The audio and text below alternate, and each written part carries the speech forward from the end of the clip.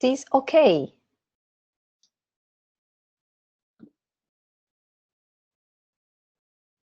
Yes. Yes? Okay, good.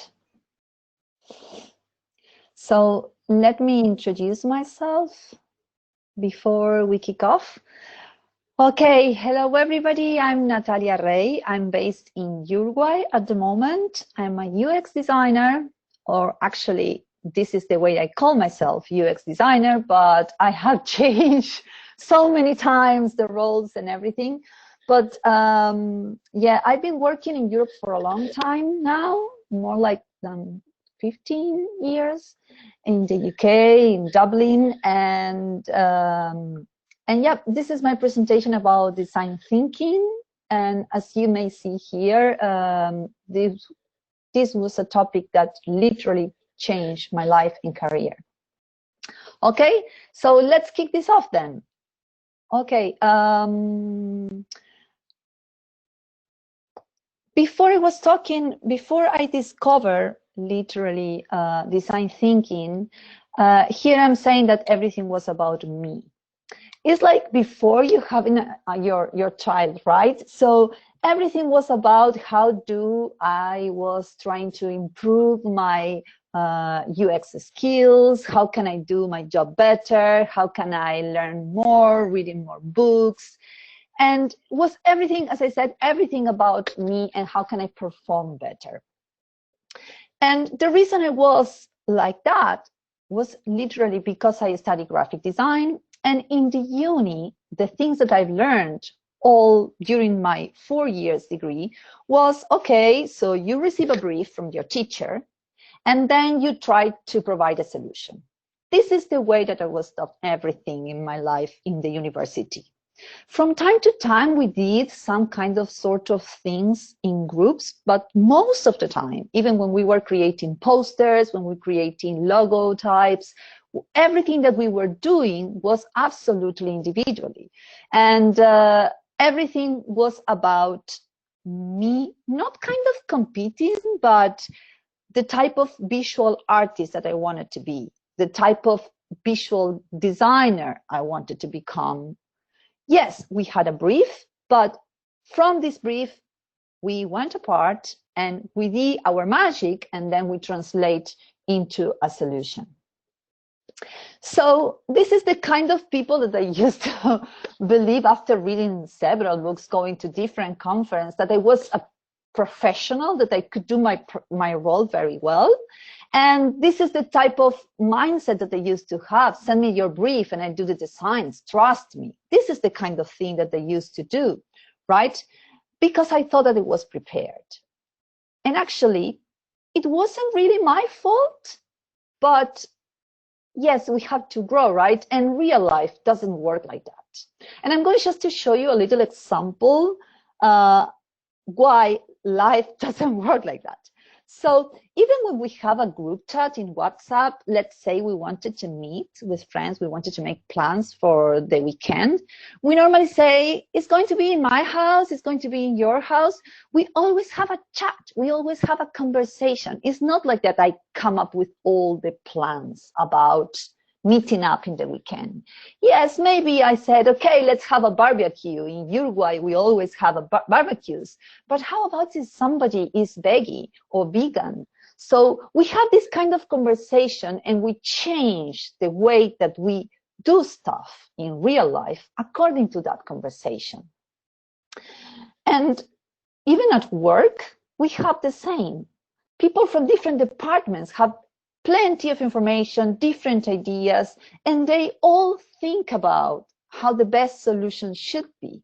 So it's very funny because whenever we are joining a new company, we always think, okay, I'm going to solve the problems. We study for a long time the company. We see all the apps that the company has. We are studying the website, and we come before we start with a lot of solutions in our heads before even talking to people. So we are kind of, okay, I'm going to fix all your problems. This is the kind of the mentality that I used to have. And sometimes I have to say that I found some colleagues that they still have. But what is the problem here? Do you know? It's a pity I can ask you. Okay, so the problem that we have here then is that some designers, and I'm saying some designers because I know that not everybody works like that, some designers still work in silos. So, and it doesn't matter if they are really good professionals, right? So they have the plans, and let's say me before design thinking, right? I did my research, I planned everything that I had to do, my timelines, my list, my interviews, plan everything, even the analysis, the patterns, highlighting the quotes, all the walls full of sticky notes, the sketching, the prototype. Then if I had to do it, I will arrange the testing, everything. From time to time, I used to invite some people to the testing, but most of the time, are you still there? Can you still hear me? Yes, we can. Yes, Yes, we do. For sure. okay. Okay, so I'm going to continue then. So let me know if you can't. Okay, so I used to do everything on my own. And yes, of course, sometimes we work with other designers and we do this in pairs. We did this with a little small group. Sometimes, if we were very lucky, we include some business people. But most of the time, we were working isolated without including the overall company. And companies actually work in teams. If you ever have the opportunity to work in a dev team, you will see that they work very vivid and agile, or even if it's waterfall, it doesn't matter. They have a to-do work in progress done. They have the canvas, the Kanban board.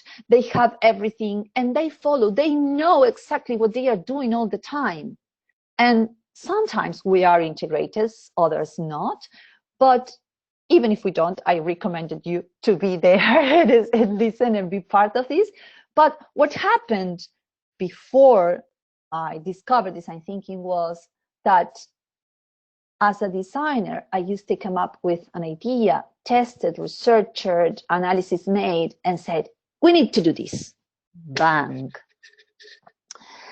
And I'm going to pause for a minute here. So we need to do this to company stakeholders.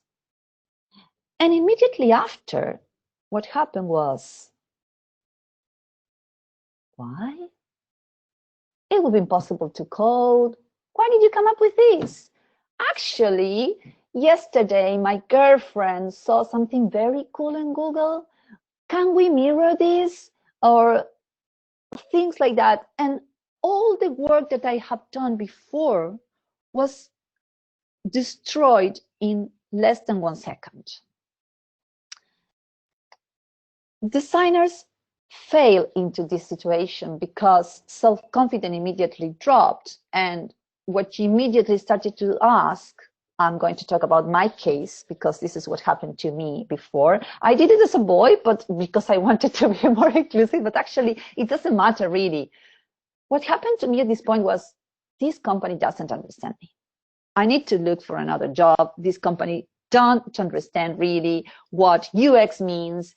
They are not clever enough. It doesn't matter how much I explain the process that I run during the explanation. We have to do this. They don't get it. So I was working even during 1 month and they don't get what I'm saying. What's wrong with that? They don't respect my role. This is what I was thinking. And as you may experience, I don't know if you did, but I did for sure. So immediately after, when we don't have confidence or we are not feeling okay with the company, immediately after we started to look for new positions, right? And this is one of the reasons that designers are jumping and moving so fast from one company to another, because the company doesn't understand my role, the company doesn't respect UX, the company, because in our process, when we move to a company, we don't think that we have also to educate the company, and that part of our role is also to start to create the trust to develop a future career path in the company. So this is a problem because we waste time, the company wastes time, the company wastes money as well. So it's a problem for everyone, right? So this is the topic of my talk, really. What is design thinking and how does it work? And in this particular case, I think I explained what was the problem. And when I discovered design thinking, it was great for me because it was helping to align teams. It helped me to align all the teams that I was working, and was a completely career and life changing. Why we need it? Okay, so as designers, we are very passionate, and we do care about our users. We do care about our projects, and it's not an automatic career. We need to do something meaningful every day, or otherwise we will be very demotivated.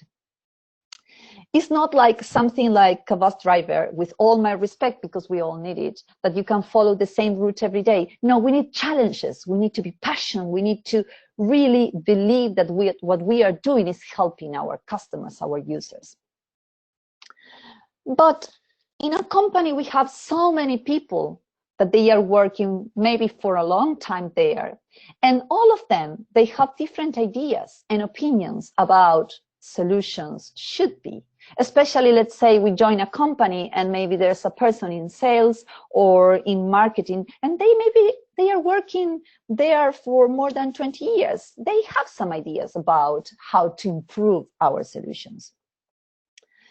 So, and this is great because from this kind of combination of knowledge, right, we can have more ideas, not just our ideas that comes from the design point of view.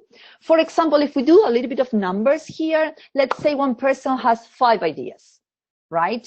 If we have 30 people, we have 150 ideas. And this is awesome because from 150 ideas, definitely we are going to have a better landscape of the solution could be. So how can we make the most of these 150 ideas? Because it would be impossible to work with 150 ideas, right? How can we get the most of them? How can we convey in a single one? So first of all, we need to understand the full picture of the story. So we need to share the knowledge. We need to put all the knowledge together in the same table. And we need a facilitator hero. And here I describe us as the woman. So let's introduce the facilitator here. And I think as designers, we need to learn how to facilitate, because this is a key part of our profession, our role. If we cannot facilitate a session, we have less chances to convey in one single idea or even 2 ideas or whatever, but you have less chances to put everybody on board. So how are we going to make it, right? And this is our facilitator superhero here. And okay, so I'm going to put some tips here. I'm going to give you some tips here, right?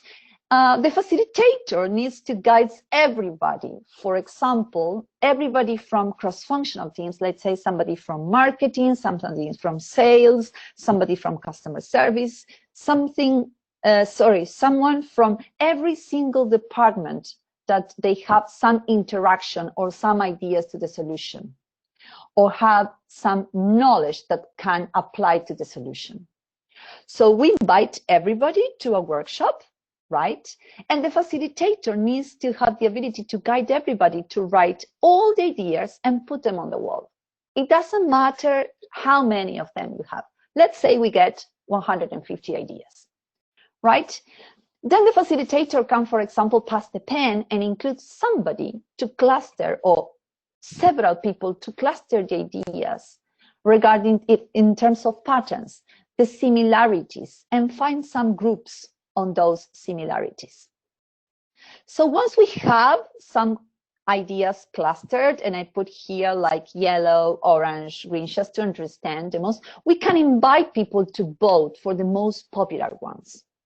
So, and this makes the workshop very interactive. People can walk around, can see, can paste on a sticky note to vote for one group of ideas.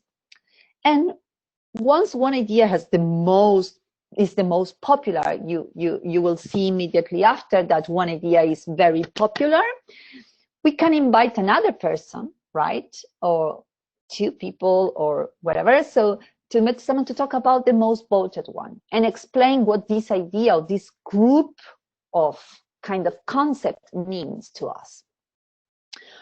Once we have that, we can have some questions, we can start to talk about this, and then we can say, okay, this is the selected idea, and this is the idea that we are going to work on. Do you agree on that?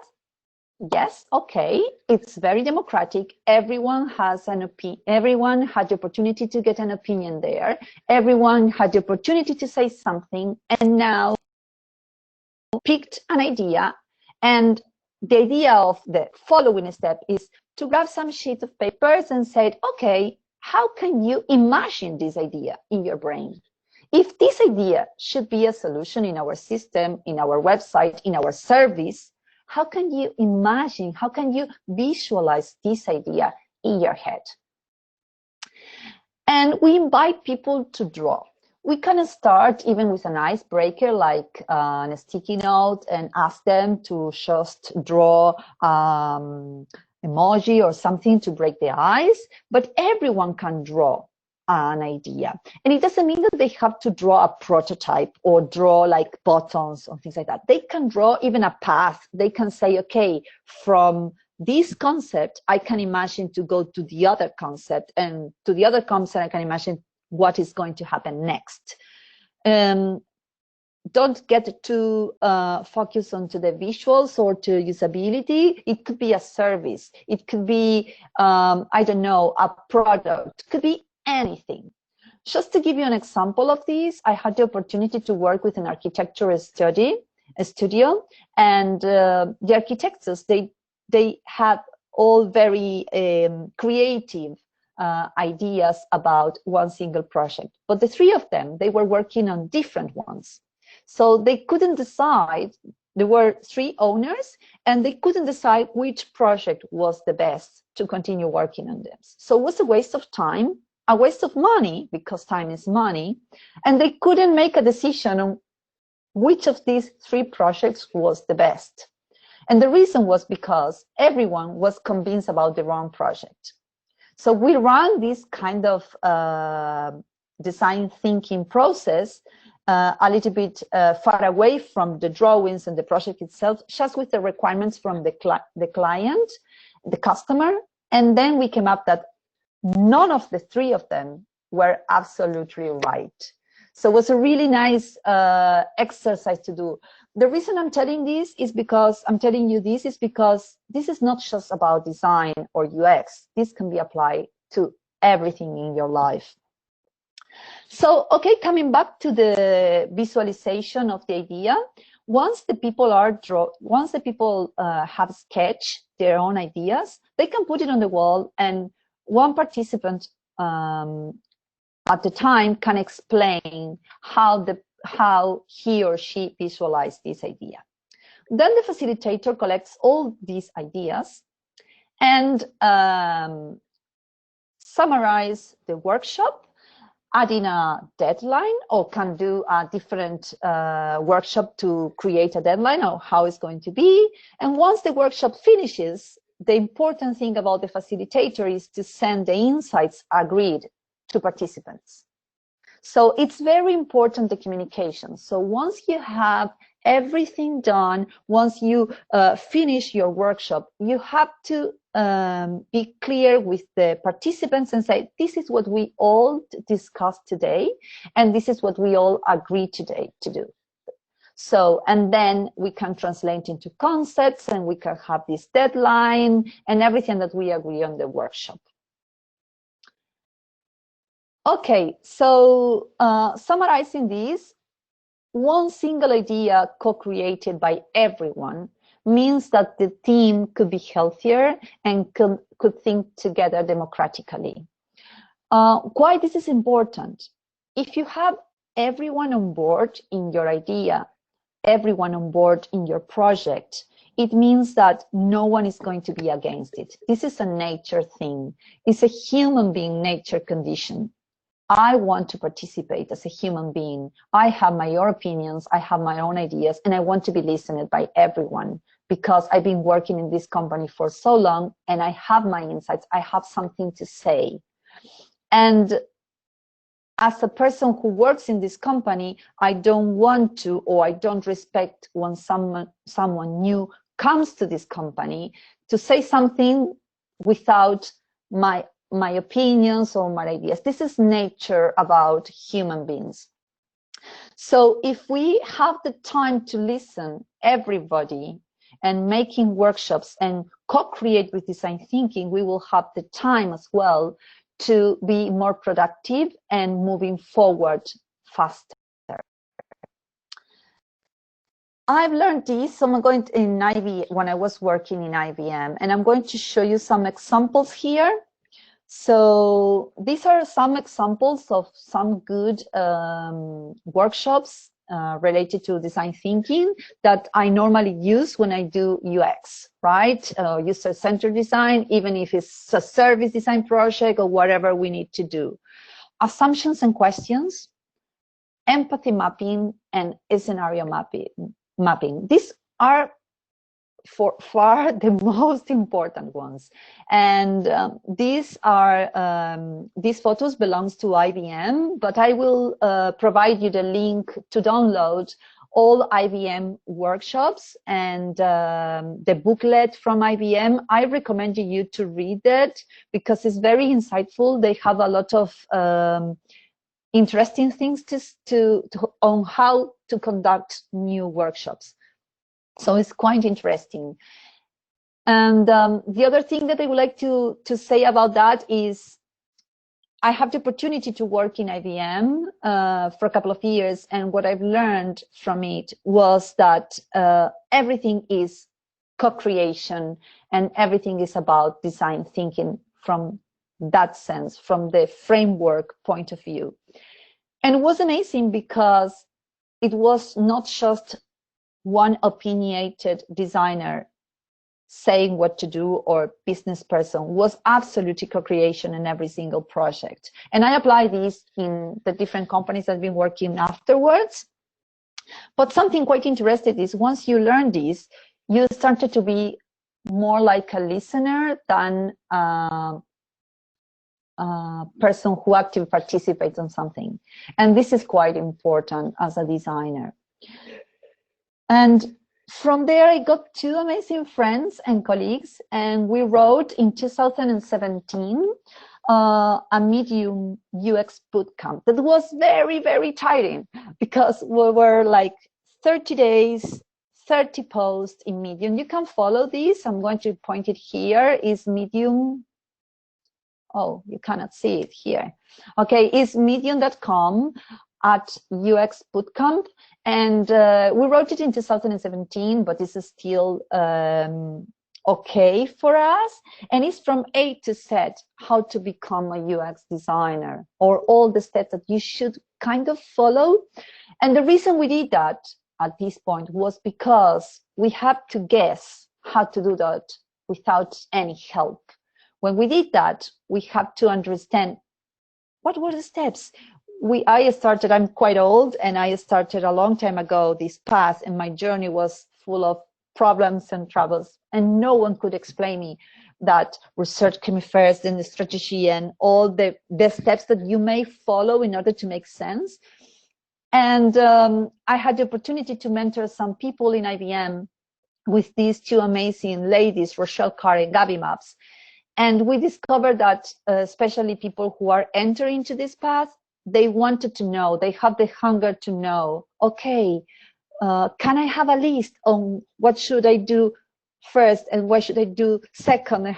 So that's why we create this post.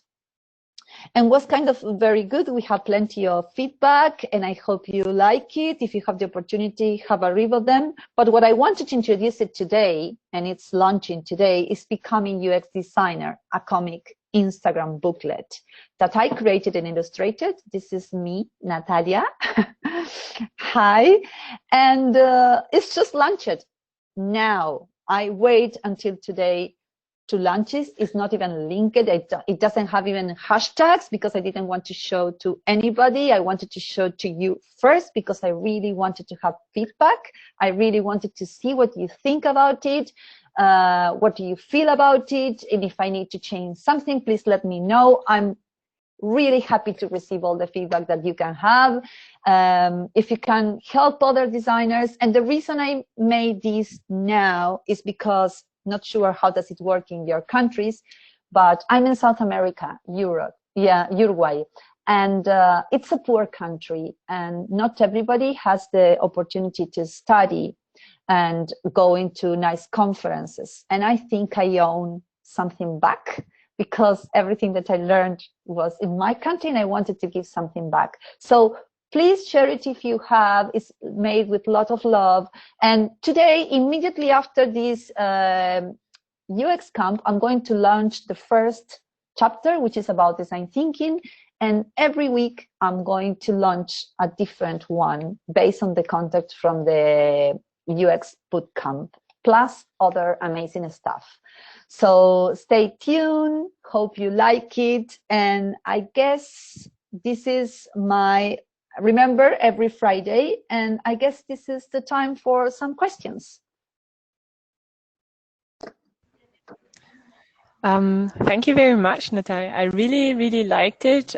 Also, it's great material, not only like for becoming designer, but also like how to explain it inside of the corporation. I'm thinking about giving some inspiration talk about how to collaborate, that it's about having ideas together and not taking decision-making from anyone. So thank you very much. You are very welcome. Any questions? Something that you want to know about this?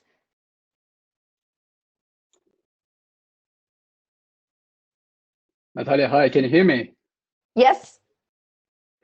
Thanks a lot, first of all, for your talk. It was really inspiring and interesting.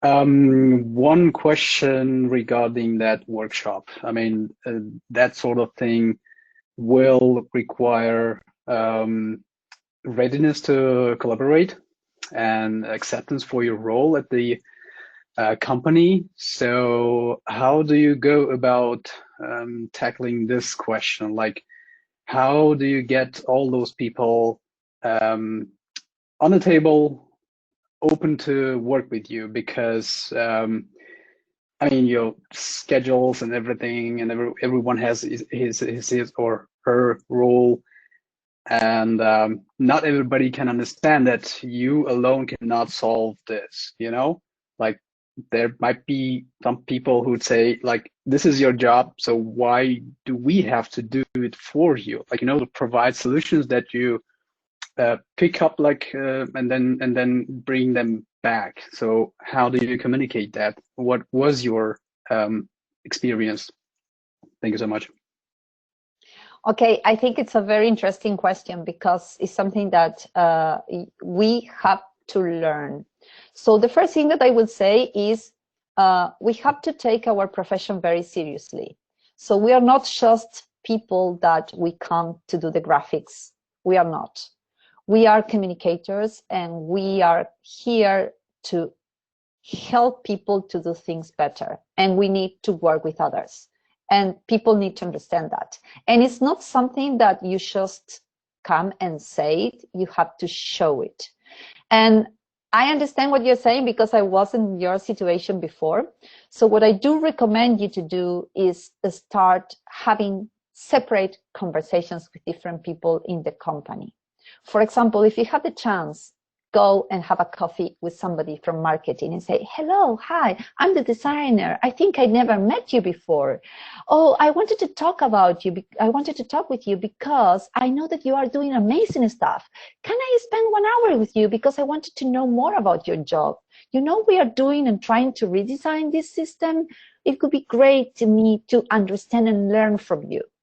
So it's kind of like starting to make the empathy with the the company that you are working on. So you come as a new person, or even if you never have done this, you have to show up and say, hey, I am here and I'm going to listen to you first, and then I'm going to work.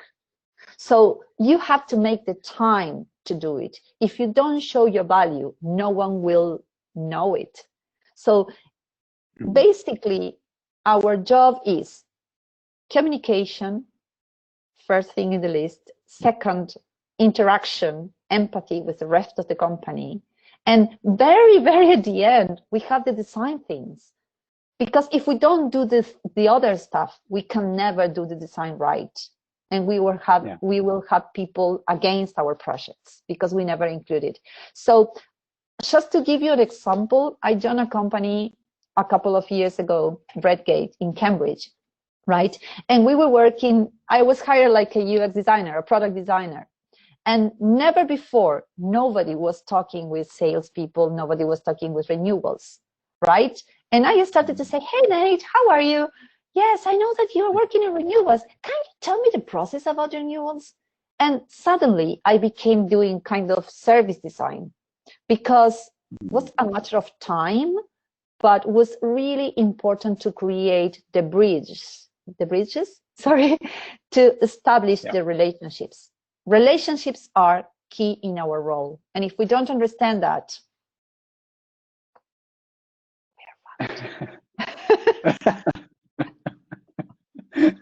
Thank you so much.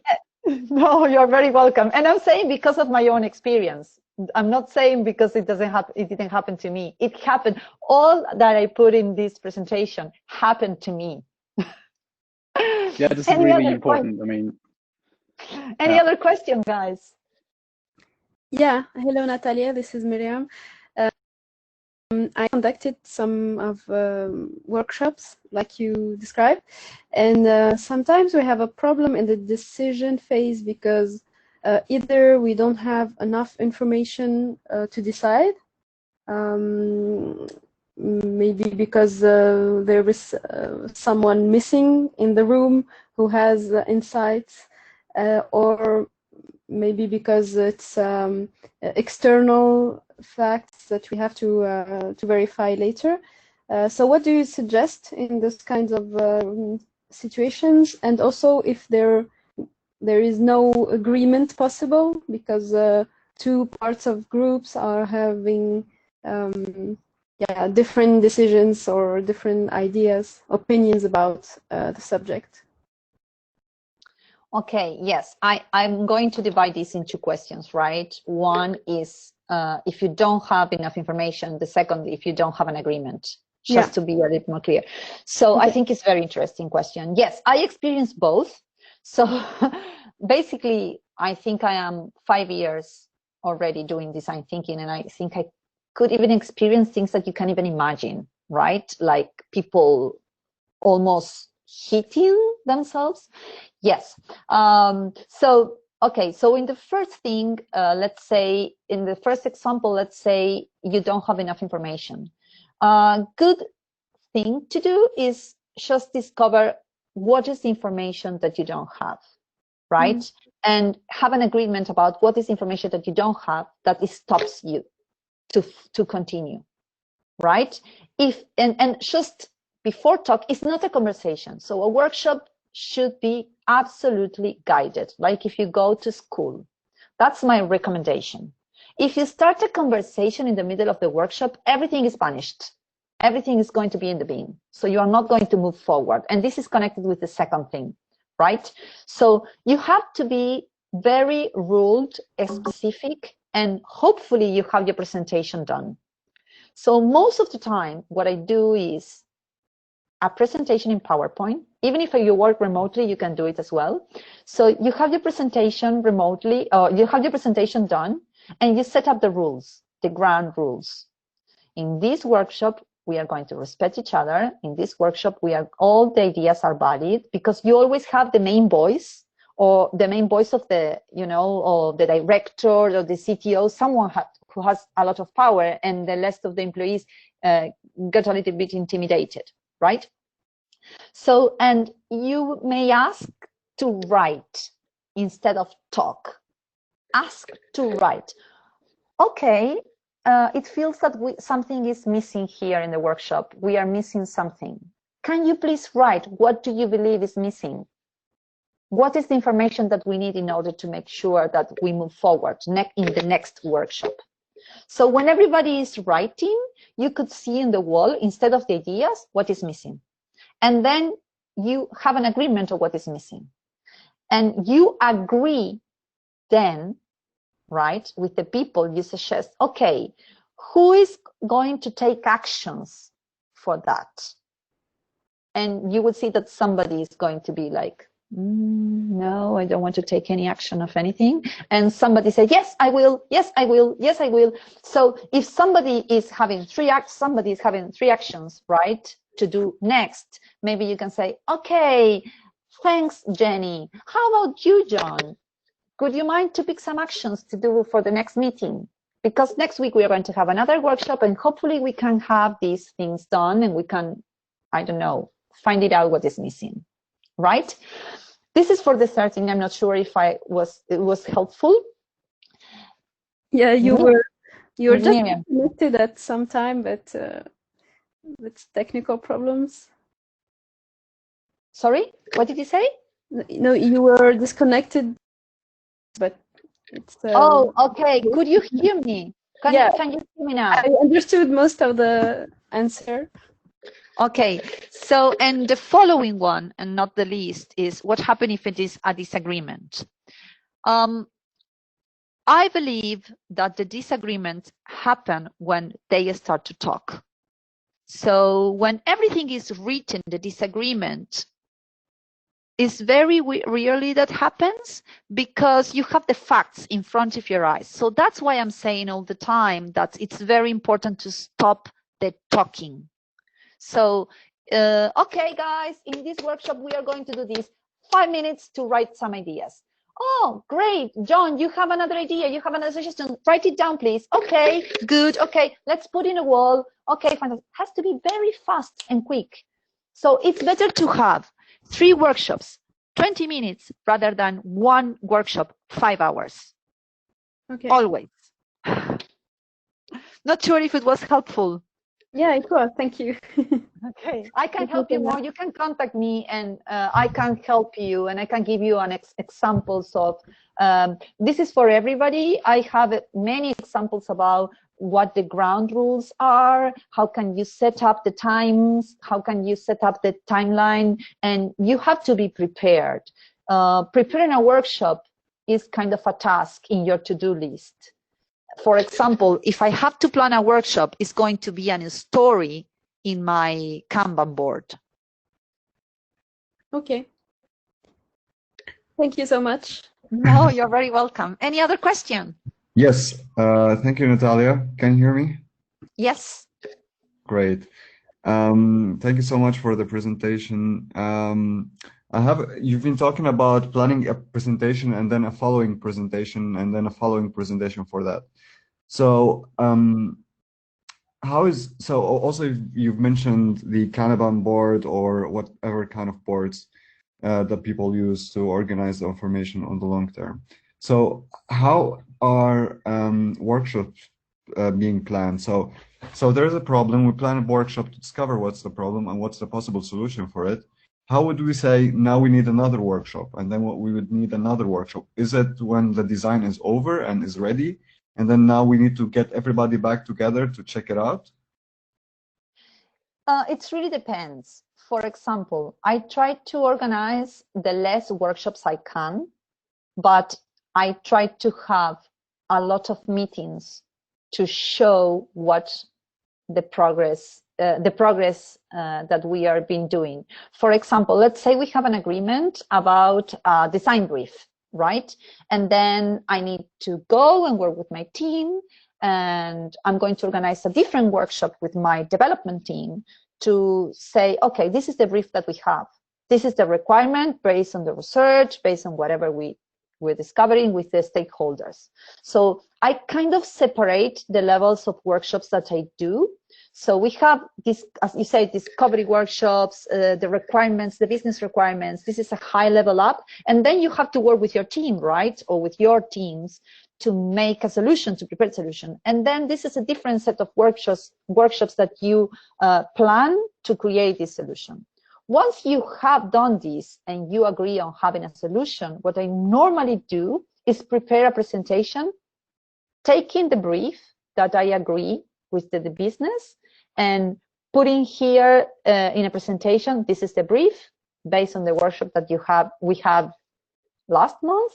And this is the work that we've been doing with the development team and showing the results from the workshop, from the development, and showing the process, even the sketches from the development team. So they could see that this is not just my ideas as a designer, because especially I was working in a very technical company. So so they were super engineers from Cambridge and Oxford, super smart people, amazing people though.